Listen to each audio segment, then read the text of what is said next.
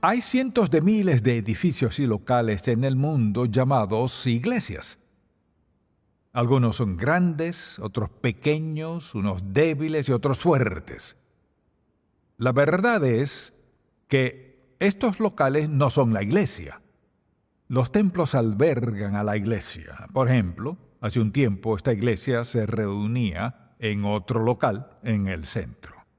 Luego nos mudamos para acá debido al tráfico. Sin embargo, somos la misma iglesia. Así que hay muchísimas iglesias de toda clase. Algunas no son iglesias cristianas. Algunas son de otras religiones, las llaman iglesias, mientras otras religiones les dan otros nombres a sus iglesias. Y al considerar esto, pienso en los millones de personas que pertenecen a una iglesia. Algunas personas son salvas sin ser parte de una iglesia. Entonces, ¿qué es una iglesia? Al considerar eso, pensemos bien, ¿a qué clase de iglesia quiero pertenecer? ¿Quiero formar parte de una iglesia débil o de una iglesia fuerte? Bien, el mensaje de hoy se titula Una iglesia firme. Quizás diga, ¿sabe qué? Hoy estoy aquí y ni siquiera estoy seguro de que esté interesado en la iglesia. Entonces ya está listo para interesarse. Por la sencilla razón de que Cristo dijo, edificaré mi iglesia. Lo que Él edifique debe interesarme, debería interesarme, querría estar interesado. Así que quisiera que leyéramos un pasaje de las Escrituras, del cual quisiera darle una breve explicación para que no quede pensando en eso cuando pasemos a lo siguiente. Quizás suena extraño. Vayamos a Mateo 16. Deseo que leamos desde el versículo 13 hasta el versículo 20. Y luego deseo hablar de este tema de las características de una iglesia fuerte. Mateo 16, versículo 13. Viniendo Jesús a la región de Cesarea de Filipo, preguntó a sus discípulos diciendo, ¿quién dicen los hombres que es el Hijo del Hombre? Refiriéndose a esa parte de su vida que es humana. Y ellos dijeron, unos Juan el Bautista, otros Elías, y otros Jeremías o alguno de los profetas. Él les dijo, ¿y vosotros? ¿Quién decís que soy yo? Respondiendo Simón Pedro dijo, tú eres el Cristo, el Hijo del Dios viviente. Entonces le respondió Jesús, bienaventurado eres Simón, hijo de Jonás, porque no te lo reveló carne ni sangre, sino mi Padre que está en los cielos. Y yo también te digo que tú eres Pedro, y sobre esta roca edificaré mi iglesia. Y las puertas del Hades no prevalecerán contra ella. Y a ti te daré las llaves del reino de los cielos, y todo lo que atares en la tierra será atado en los cielos, y todo lo que desatares en la tierra será desatado en los cielos. Entonces mandó a sus discípulos que a nadie dijesen que él era Jesús el Cristo. Ahora, deseo explicar lo que significa para que no quede con la duda hasta que hablemos de las 11 características de una iglesia fuerte. Así que vayamos a donde Jesús le dijo, ¿quién dicen los hombres que soy? Respondió, tú eres el Cristo, el Hijo de Dios viviente. Y cuando Jesús le dijo, tú eres Pedro, y tú mismo no pensaste en eso, Dios te lo reveló, y le dijo, te digo que eres Pedro, y sobre esta roca edificaré mi iglesia. Ahora, mucha atención. Jesucristo no dijo que edificaré a su iglesia sobre el apóstol Pedro. Lejos estaba el apóstol Pedro de ser perfecto. De hecho, era uno de los discípulos de peor genio. En efecto, una vez Jesús le exhortó, eres como el diablo, apártate de mí, Satanás. Más adelante, estando en la iglesia, el apóstol Pablo tuvo que llamarle la atención. Pedro, estás claudicando en tus convicciones porque no quieres que los judíos crean que estás confraternizando con los gentiles. Así que el Señor nunca habría fundado su iglesia en un apóstol imperfecto. Entonces, ¿qué quiso decir? Este es el fundamento de la iglesia y es que Jesucristo es el Hijo del Dios viviente. En eso consiste la iglesia y sobre esto está fundada. Mire, si toma cualquier templo, catedral, lo que sea, y pase lo que pase, si elimina esta verdad, que Jesucristo es el Hijo del Dios viviente, deja de ser iglesia. Puede ser una institución, quizás sea un edificio hermoso, una catedral, más no una iglesia. La iglesia se edifica en la verdad y en el principio de que Jesús es el Hijo de Dios. Y no quede preguntándose qué quiere decir mientras yo hablo de otra cosa. Así que hablemos de las características de una iglesia firme, donde sea que asista, cualquiera que sea su iglesia. Y la primera es liderazgo lleno del Espíritu. Si el liderazgo de una iglesia no está lleno del Espíritu Santo, ya comienza con una debilidad. Pues recuerde que Jesús le dijo a sus discípulos, no están listos para hacer lo que les he encomendado.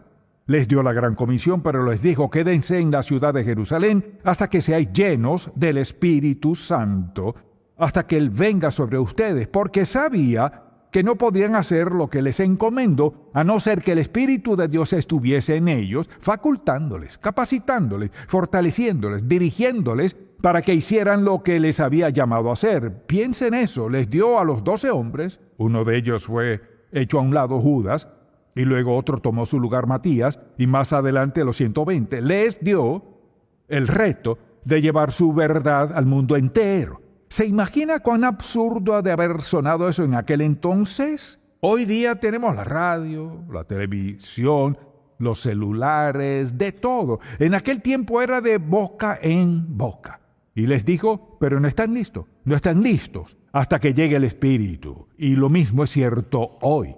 El personal de una iglesia no es apto para hacer la labor que Dios le ha dado si no son llenos del Espíritu Santo. Y no solo los pastores, sino todo el personal. Así que para tener una iglesia firme, el liderazgo debe ser lleno del Espíritu Santo, atento a Él, dependiente de Él, para recibir la dirección, la guía, el poder, la fuerza y el conocimiento para desempeñar su labor. Lo que tratamos de hacer no se logra de la nada.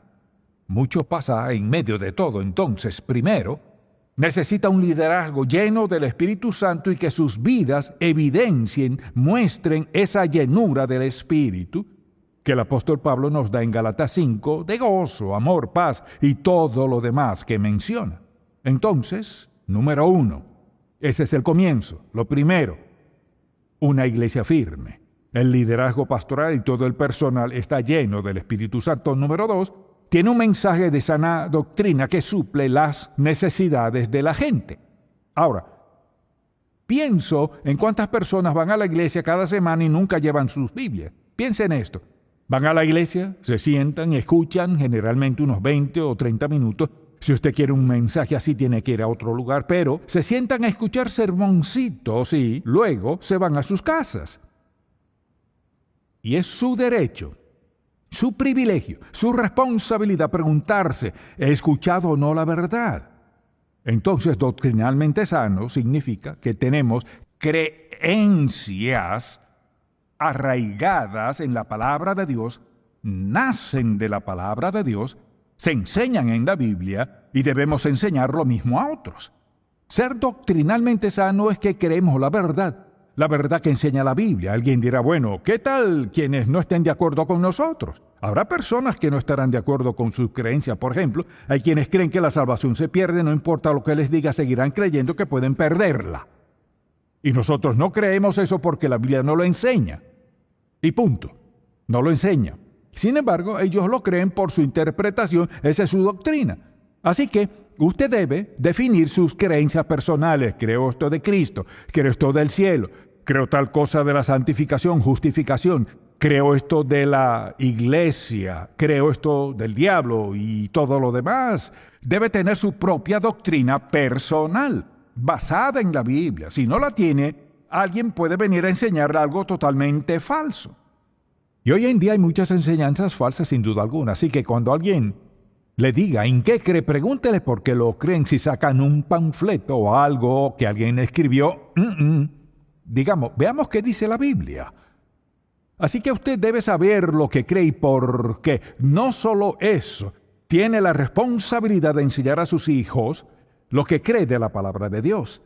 Cuando crezcan, deben crecer creyendo en la palabra de Dios. Su doctrina debe formar parte de sus vidas desde pequeños porque son sus creencias ahora. Vendrá un momento en que pondrán sus creencias a prueba y ellos le dirán: sé que eso es lo que tú crees, pero no estoy seguro de creerlo yo, ¿sabe? Está bien, que lo prueben. Si les enseñó la verdad, esta no solo sobrevivirá, vencerá. Y desde luego no es condescendiente en sus convicciones. Si una iglesia se mantiene firme es porque tiene convicciones. No las hacen a un lado, sino que se rigen por ellas. Por ejemplo, si usted tiene la convicción de no ingerir bebidas alcohólicas, y alguien viene a decirle: bueno, un poquito no te hará mal, la Biblia tal y tal, y siguen así.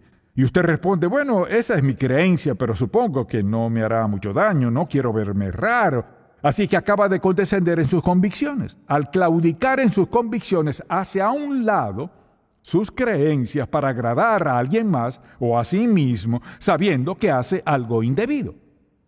Así que si usted tiene ciertas convicciones, por ejemplo, de lo que ve, o si tiene convicciones de con quién se asocia, sus amistades, a dónde va, qué hace, cómo gasta su dinero. En todos estos aspectos debe tener convicciones en las que no cederá. Una iglesia donde el pastor sea transigente en la Biblia es una iglesia débil. Donde la gente claudica en sus convicciones es una iglesia débil. Dios quiere una iglesia firme, edificada en la verdad sólida e inquebrantable de la palabra del Dios vivo. Además, hace gran énfasis en la fe y en la oración. Para que una iglesia sea firme, debe ser firme en oración y en fe. Sin oración, no viviremos como agrada a Dios. Y me ha escuchado decirlo semana a semana: debe comenzar el día de rodillas.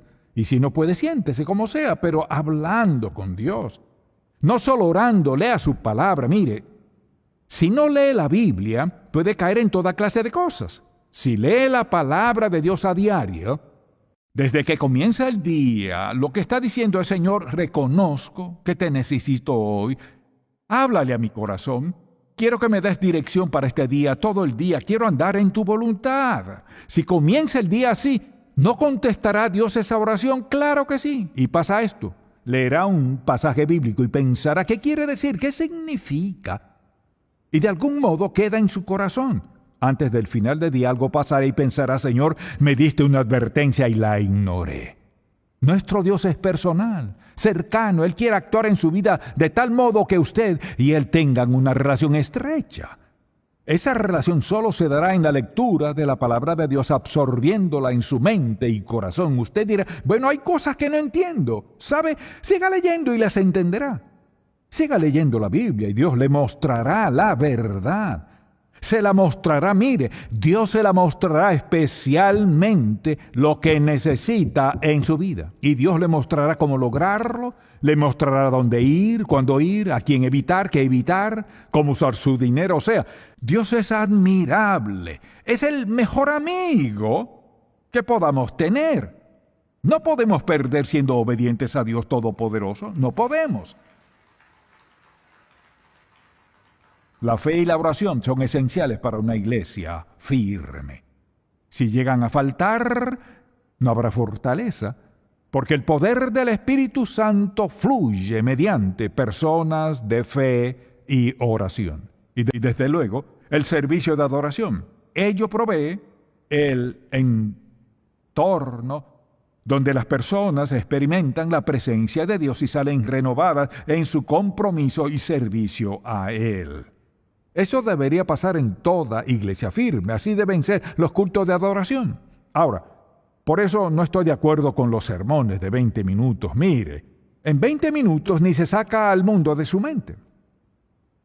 Así que, en un culto de adoración centramos nuestra atención en Dios, no en el predicador, sino en Dios, en su palabra, en lo que Dios quiere hacer en nuestra vida. Abrimos nuestro corazón y decimos: háblame. Y al llegar a la iglesia, creo que una de las primeras cosas que debemos hacer es orar: Señor, hoy me has traído aquí. Quiero que le hables a mi corazón. Quiero que me enseñes lo que tengo que escuchar. Ayúdame a escucharlo, creerlo, aceptarlo y practicarlo en mi corazón.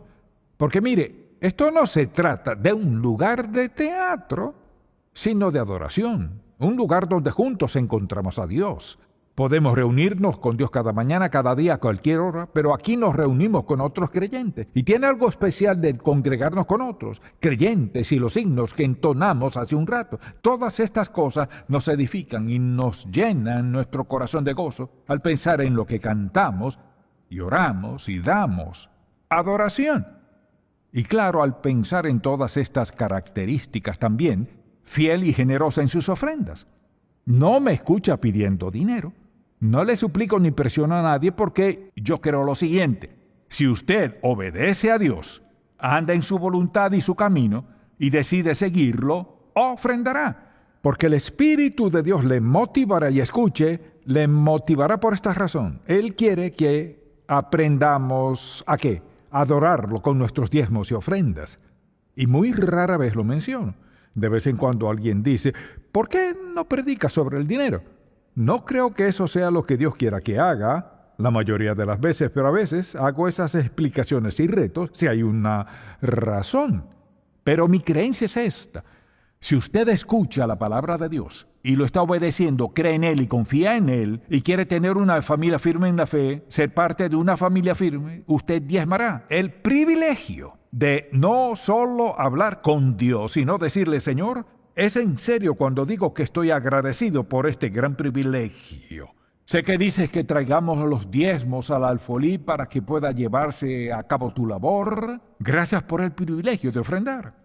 ¿Se da cuenta de cuán bendecido y privilegiado es si tiene un empleo, un sueldo, tiene una familia, provee para sus hijos? Los tiempos están difíciles y empeorarán. ¿Y sabe qué? Seremos fieles en los tiempos difíciles, mire, para permitir que Dios demuestre que los gobiernos e impuestos no cambian sus dones, amor y gracia para con nosotros. Eso no lo hará. Y luego, escuche, una iglesia firme está organizada estratégicamente para alcanzar las metas fijadas por Dios. Tenemos clases para niños desde edad preescolar, adolescentes, jóvenes, adultos, programas para todas las edades.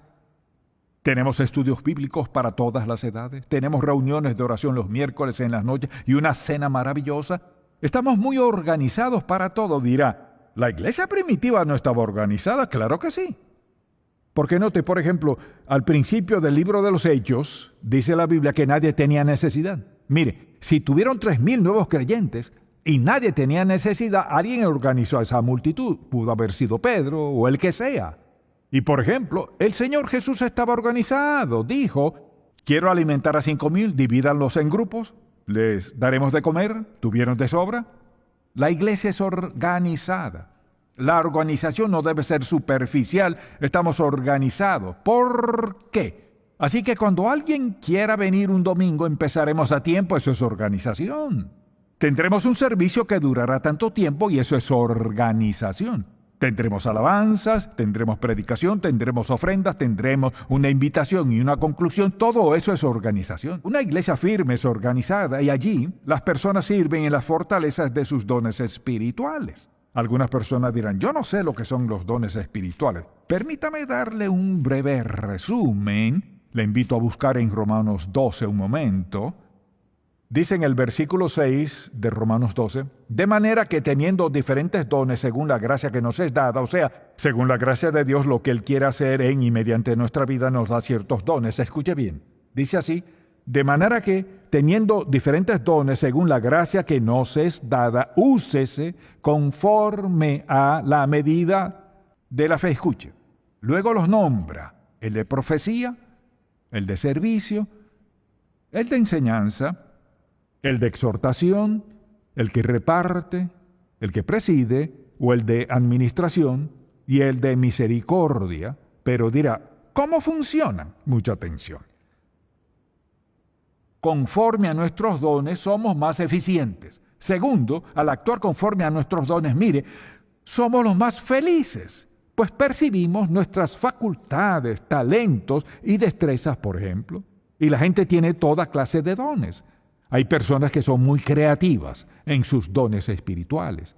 Esa es la labor del Espíritu Santo. Ahora, si incorporamos eso en la iglesia, por eso tenemos gente que enseña, personas que son líderes de organización, personas que, por ejemplo, exhortan, Hay toda clase de dones en la iglesia. Dios nos ha dado diversas personas que hacen mejor ciertas cosas. Muchas personas hacen cosas mejor que yo. Si alguien pregunta, ¿qué más ha hecho además de predicar? Repartir periódicos y lavar carros. Quizás algunas otras cosas, pero Dios me creó para esto. Soy más feliz haciendo esto. Me esmero en hacerlo.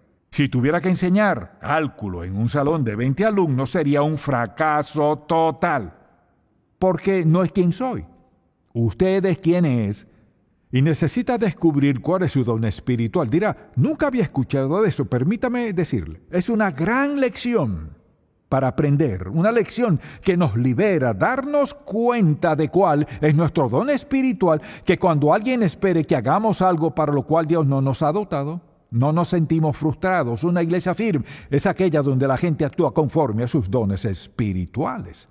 Y desde luego hay unidad en espíritu. En una iglesia firme, la gente es unida en espíritu, ¿sabe? En las mega iglesias, cuando hay una división, siempre es destructivo. Siempre es destructivo cuando surge algo que divide al pueblo de Dios. Pero piensa en lo que causa discordia. Y simplemente digo esto, el hecho de que aquí juntos tenemos gente de muchos países del mundo, de muchas razas, naciones, nacionalidades, toda clase de idiomas. Aquí, en esta iglesia, hay gente de unos 55 idiomas que asisten. Eso es fabuloso. Entonces, ¿por qué somos el cuerpo de Cristo? No somos este cuerpo, aquel cuerpo y este otro. Solo somos el cuerpo de Cristo.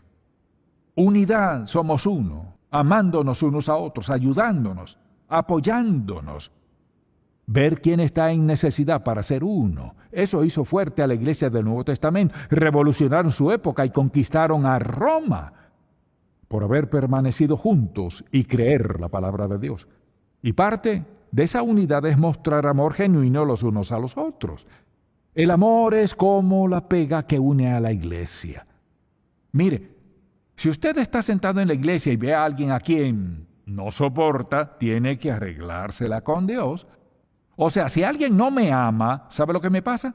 Pienso, bien Señor, ¿qué tienes en mente? Comienzo a orar por ellos y luego, lo que sea, se arregla. Amarse los unos a los otros era el mensaje de Cristo. Y cuando dice, edificaré mi iglesia, ¿sobre qué le edificó? Sobre el reconocimiento de que Él era el Hijo de Dios y en nuestro amor por Él y amor unos por otros. Eso dijo. Y lo último que mencionaré es una visión por el mundo perdido que resultará en que algunos irán y otros ofrendarán. Una iglesia que no tenga visión para el mundo no será una iglesia firme.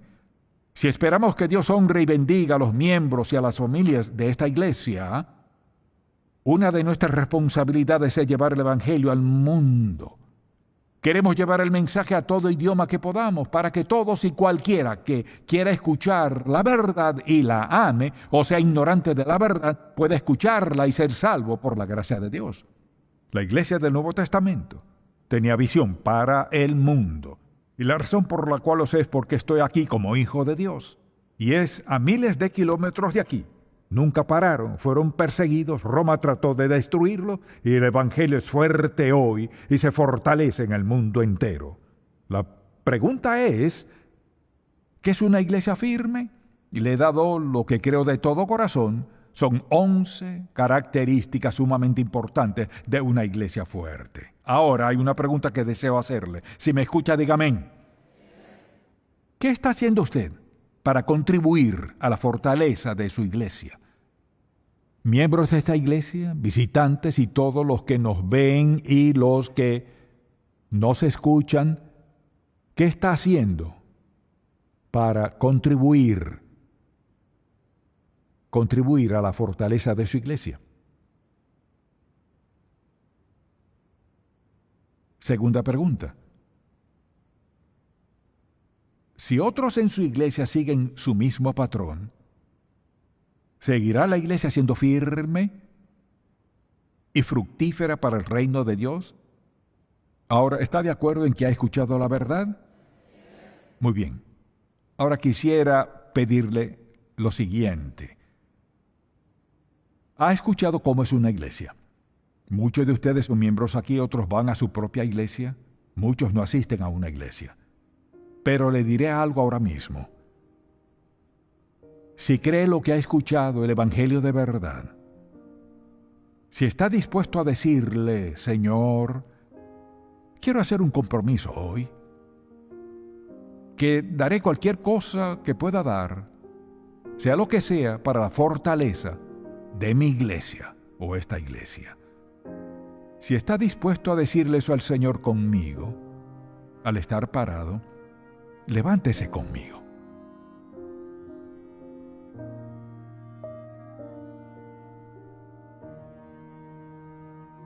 Lo que estamos diciendo es, Señor, queremos ser una iglesia fuerte, basada en tu palabra, comprometida a alcanzar a cuanto sea posible alcanzar. Amén.